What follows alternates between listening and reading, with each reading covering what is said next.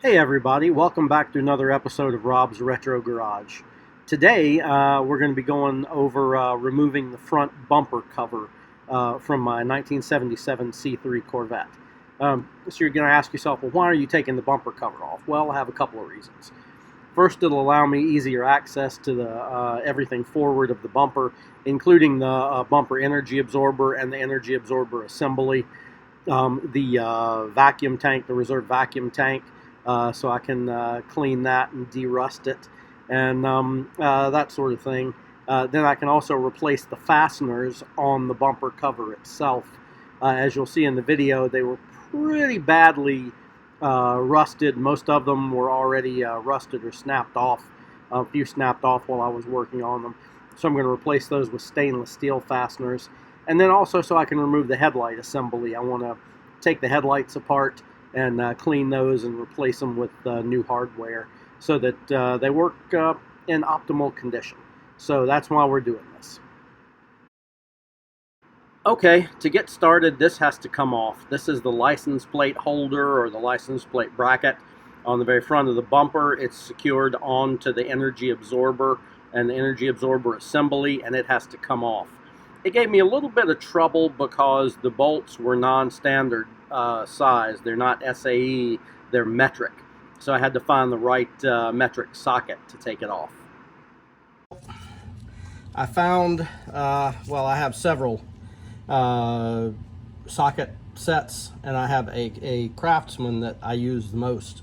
But I have a very large Cobalt kit, and fortunately I found a 10-inch, or I mean an 11 millimeter socket and an extension for it for a 1/4-inch drive, and I was able to get them right out. Little PB blaster, and they came right out. And there's the plate. If you can count there's only 5 screws though. This thing only had 5 in it. It had 1, 2, 3, 4, and 5. This thing's actually fairly substantial piece of metal. Don't know why it's that substantial, but anyway, there's what it looks like with it removed. I don't know what that was for, but anyway, it's out. So now it'll be easier to get the bumper cover off, and we'll keep going. I've got the pretty much everything off the right side over here, I think, and now I just have to get the left side off, and we'll be done. So wish me luck. Okay, so here I'm going to show you where each of the 14 studs are. This is a diagram from the factory assembly manual for the 77 Corvette. And you'll see I have these red arrows pointing to where each one of the studs are. You'll also notice there's a little brace around several of them. Like there's one right behind these 3 studs that it's pointing to here. Then there's going to be 2 small braces coming up. And then there's going to be 2 braces on the opposite side. And if you remember, I showed you that there were rivets. Well, those rivets are what's holding those braces in place. So they kind of hold the studs in place as well. And that's what I'm going to be replacing on the bumper cover. So I'm going to pop those rivets, and I'm going to take those braces out. And I have stainless steel backing plates for the stainless steel studs that are going to go in there. So you don't need those the reinforcement plates there when you have the stainless steel replacement studs. Anyway, there's stud number 7, and so there's 14 of these things, and I just wanted you to see where they were, how ridiculous they are to get off. I'm not really sure how this bumper was actually held on, to be honest with you. There were only about 3 or 4 of those 14 studs that actually had nuts on them. So what they do is they stick through there's a metal plate there, you'll see in the image just in front of the headlights.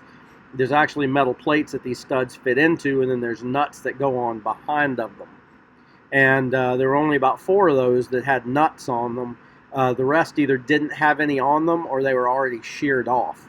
and a couple of those I had to cut off. Most of them snapped off as I was taking them off. So I expect that the same thing will probably happen to you when you're doing yours.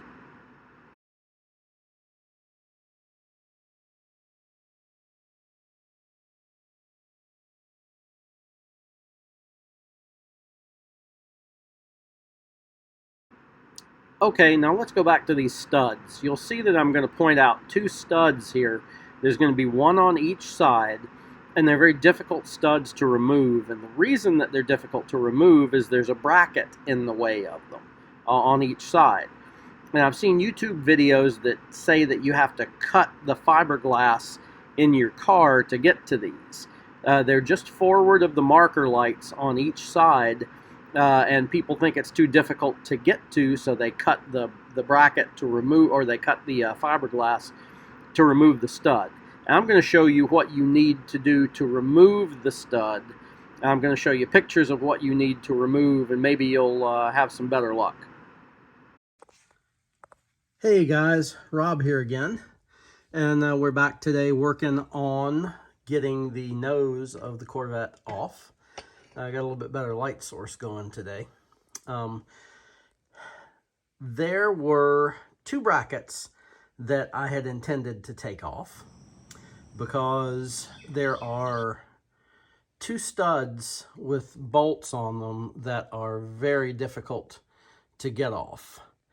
And if you see that bar, well, metal brace or whatever it is that has the 3 straight holes in it, kind of like the stars in Orion's belt, if you know what I'm talking about, right at the very top of the screen.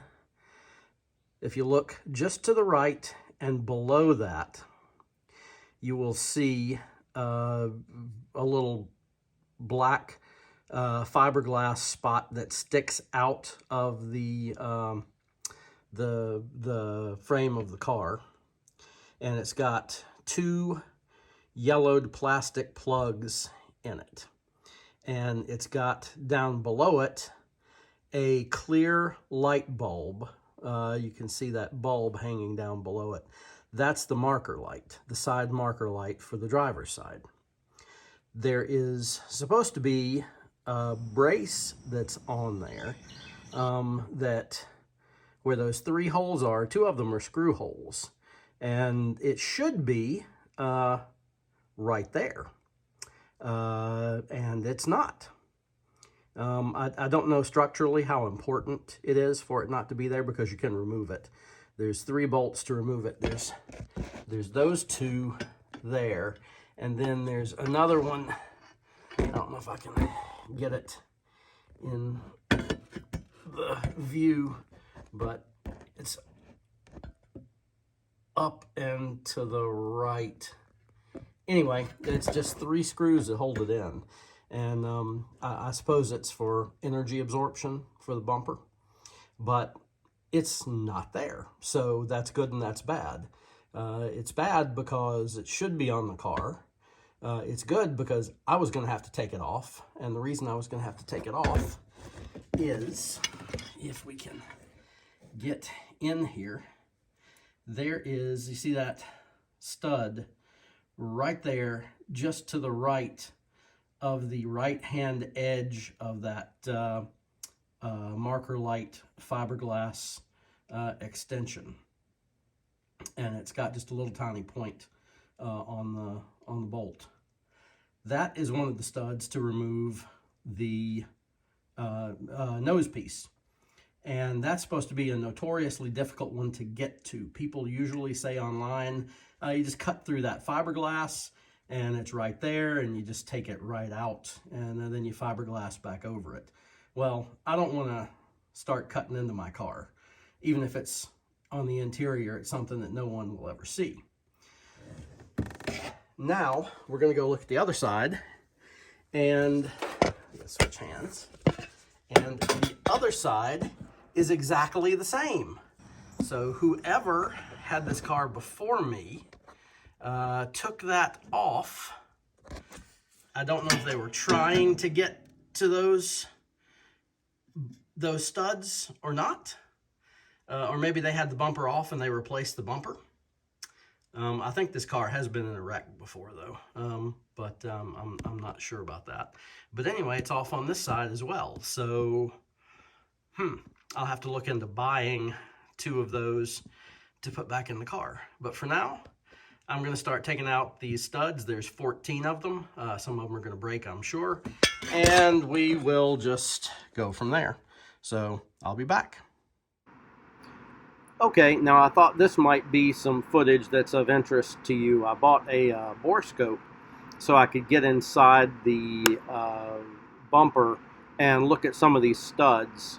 And these are the studs that I either broke off or were removed or had the nuts taken off of them. That one was like that when I got it. You saw it was broken off down at the base. It didn't even have a nut on it. And these things use, when I call it a nut, it's not really a nut. It's more like a speed nut almost. That one doesn't have one. You could clearly see that. That one has a nut on it. That one, you can see how rusty, crusty all that stuff is. That one has a nut on it as well. You can see some of the rivets in these things too, that like we just passed a rivet right there. There's another stud with a speed nut on it. So anyway, hey gang, well, I got the bumper off, so let's have a look at it. It leans down just a little bit because it's angled at the bottom, but this is where that metal plate that I took off came off from, and you can see underneath the poor paint job the guy did. It still painted the original red, and this is where he repainted it black. So anyway, it's fairly light, you know. Lift it with one hand. Right up here, you'll see I damaged it getting it off. I had to get a Dremel down in there to cut a couple of those studs. Cut one of those studs off. We'll look at it from the back. But I can repair that with some Bondo or some fiberglass putty or something. That's not too bad. But let's look around in the back. Okay, so the structure of this thing is a little unusual. It's got a reinforcement here. You see that metal piece of metal right there? It goes up the side and around the top. And you'll see this. This is a rivet, right? I have a couple of these, actually. There's one right there. Anyway, there's 14 of these studs, so let's start with that. Because it was right here. You can see it's out of shape just a tad. Because I had to eventually pry it. I just couldn't get in there to it. I don't know why. That was so difficult. But we'll clean all this up. We'll clean all this up. And hey, there's one of the old studs. We'll clean all this up, and there's one that I cut. We'll get it back in shape. Let me work on getting this thing off. That doesn't look right to me from everything that I have seen from people that have taken it off, but we'll see.